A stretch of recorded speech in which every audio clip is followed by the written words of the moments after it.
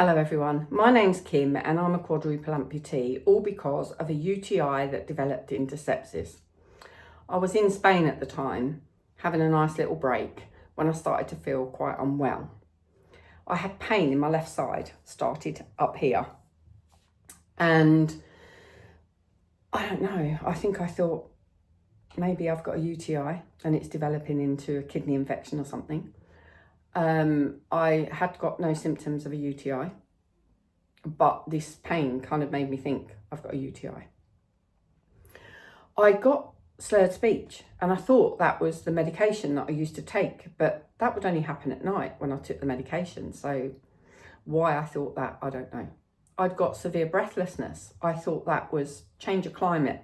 It's the weather and it's cold and it's my asthma. So I was using my inhaler, but it wasn't working.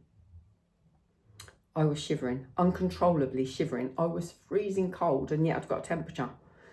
I was shivering so bad. I'd got jumpers on, I'd got blankets around me, I'd got the heating on, I'd got the log burner on, and I was just shivering really bad.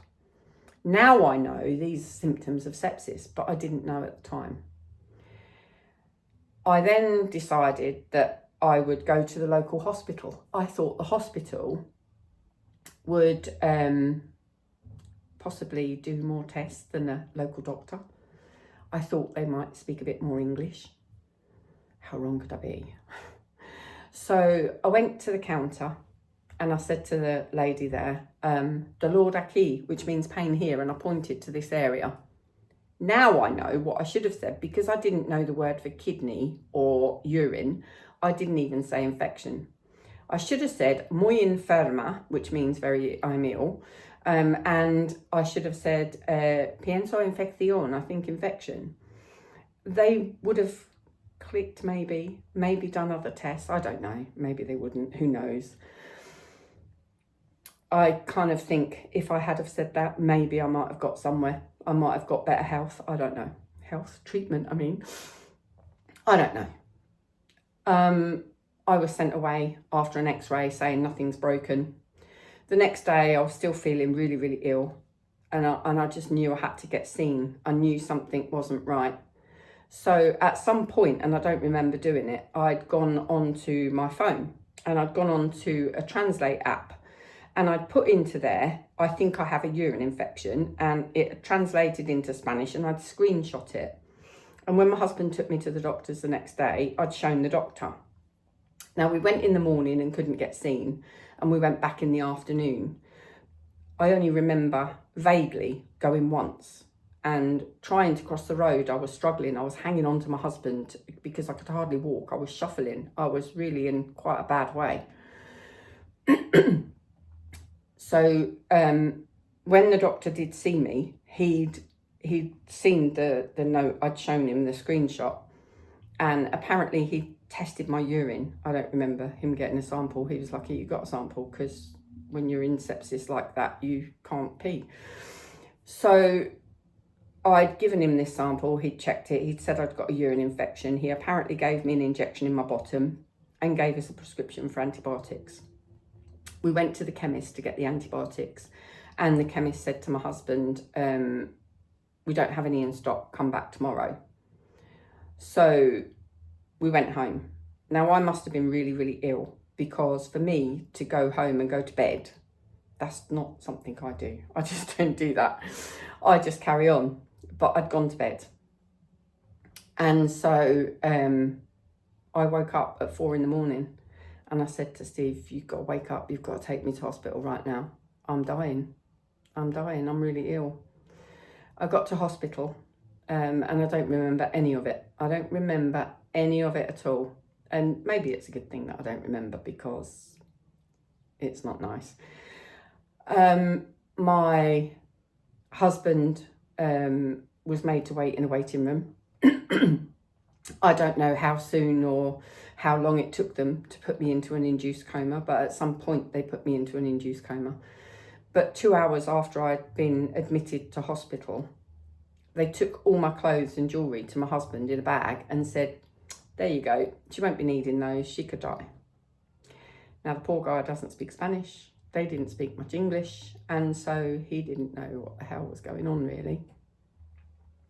He went home, he phoned my eldest daughter, who then phoned the rest of the family to let them know, and then they were scrambling, trying to get flights over. They couldn't get one from Luton, which is our nearest airport, because the flights for the day had gone. There's only one of a morning to Alicante. So they had to go down to Gatwick and get a plane from Gatwick. And they then came over that evening. I think they got there something like 8 o'clock or something like that in the evening, and it's too late to visit hospital then. So they came up the next morning. In the mornings, you could only talk to the patient through a window, and Gemma always describes it as a McDonald's drive-through window with a phone, and so you can talk to the patient. Not a lot good when they're in a coma and they can't speak back, but there you go. They say that people can hear when they're in a coma. I didn't hear anything. I don't remember anything of it. So in the afternoon, they came back again. I believe it was my youngest daughter pulled back the sheet, and my hands and arm had started to go purple. And my mum said, switch off the machines. Don't let her live like that. Thanks, Mum. And here I am. You know, I'm stronger than ever. And my lifesaver is spreading awareness of sepsis. So after 6 weeks of just being laid on my back with nothing being done other than pumping me with medication, I guess, to kind of keep me alive, they did nothing. My daughter knew that she needed to get me back to Milton Keynes Hospital and get me flown back to the UK. She kept trying my travel insurance, and they kept saying, no, we can't foresee why she can't get on a commercial airline. And after 6 weeks, Becky kind of lost it, and she said, you think she can walk on a commercial airline? I've just told you she's wired up to life support machinery. How the hell do you expect her to get up and walk on a commercial airline with all that machinery? So they went away, they came back, and they decided that, yes, they would send an air ambulance. So it was a doctor that came over from Germany, and he came. My husband waited outside the room while he went in and checked me, and he came back out and he said, I don't know how they work here, but we don't work like this. If I don't get her out of here today, she'll be dead. So he said, there is a risk when I take her up in the air and bring her down with the altitude, that could cause her to die, but I will put her in my safe hands and I will try to deliver her back safely. Anyway, he did. My girls were waiting for me at Milton Keynes, and when they saw a body coming down the hallway on a trolley, they thought, that's mum. And they were there waiting for me, bless them. They took me in, and the girls, I think, had to wait outside for a little while, and then they called them in. Now, the Spanish hospital had told Milton Keynes that I had necrotic digits, which means black fingers and toes. My fingers and toes weren't just black. My legs were black up to the knees and slightly above the knee. And this right arm, this is so badly scarred, they were talking about amputating right up here. So Spain got it wrong. And Milton Keynes Hospital was shocked when they saw the state of me. The doctors called my girls into the office and they said, your mum is in a critical condition. The next 48 hours are critical. She may not survive. And Gemma said, don't tell me that. She survived for the last 6 weeks. She's a fighter. She's not going anywhere. She's going to live. And here I am to tell the story.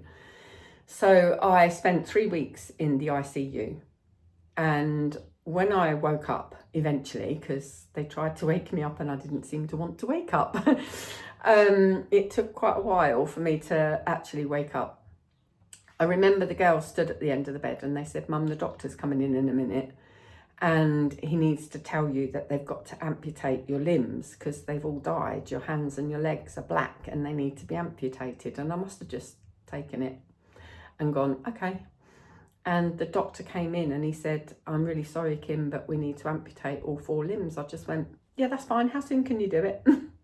I'm not stupid. I could tell. I couldn't even move my arms and my legs. They were just like they'd been super glued to the bed or tied down. I couldn't move them. So I was then moved from the ICU into Ward 2, still on kind of a serious thing with the, what do they call it? There was a special team, so that if they needed me, if I needed anything, they could just call this special team to come urgently to me. I forget what it was called now.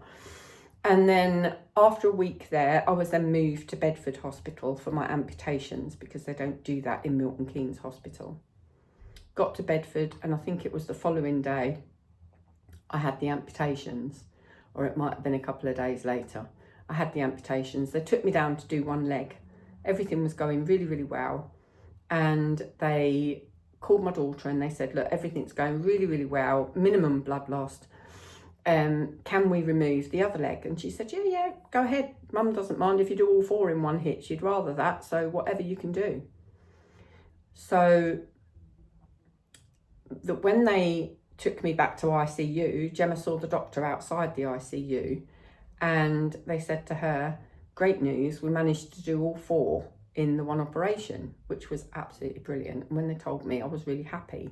Now that sounds great, they're crazy, but I'd rather have 1 operation than 4 operations. You know, there's a risk with with anaesthetic and everything, isn't there? So, you know, and the other thing that made me happy was when I looked down at my arms, I could see I'd got pretty much full length. And if you see them together, you'll see that the left arm is just about 1 inch or so longer than the right arm now. I was told that that knobbly bit at the end is my wrist, but Leeds have told me no, it's not my wrist, so I don't know what it is. But anyway, I've got a bone there.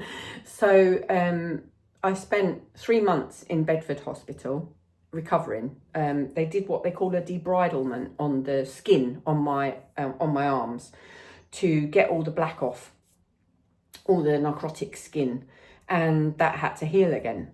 So I had to wait for that to heal. And in the meantime, wait for a bed at the Queen Mary's Hospital in Roehampton. And boy, what an amazing hospital they are. Wow, that's my prosthetic centre now as well. So I go there for my prosthetic legs. Well, they're not legs, they're stubbies. They're the little really tiny short ones, so I can just walk around indoors. So I spent 7 weeks there. I was booked for 12, and I would have stayed longer had I have needed it. They don't kick you out just because your 12 weeks is up.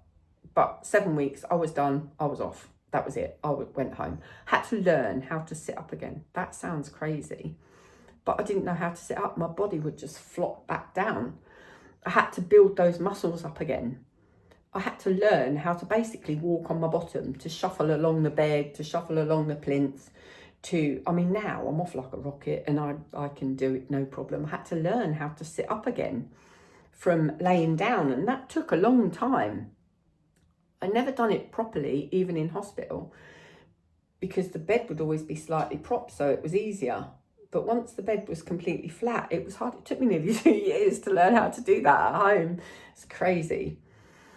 And then when I got home, I had some really, really dark days, and I wished that they hadn't let me live, and I wanted to die.